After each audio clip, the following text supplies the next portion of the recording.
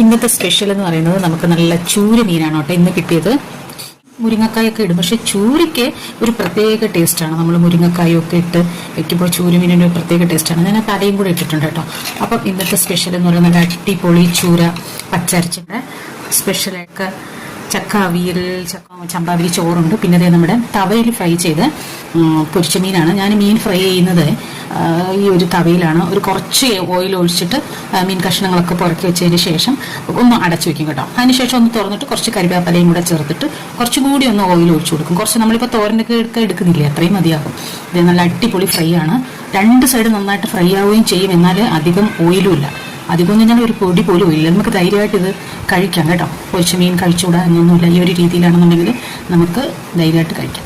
അപ്പോൾ ഇതാണ് ഇന്നത്തെ നമ്മുടെ സ്പെഷ്യലായിട്ടുള്ളത്. ഇതിൽ എനിക്ക് ഏറ്റവും ഇഷ്ടമുള്ളത് ചക്കവിയലാണ്. ഭയങ്കര ഇഷ്ടമാണ് ചക്കവിയൽ. മീൻ കറിയൊക്കെ കൂട്ടി കഴിക്കാൻ ഭയങ്കര ടേസ്റ്റാണ്.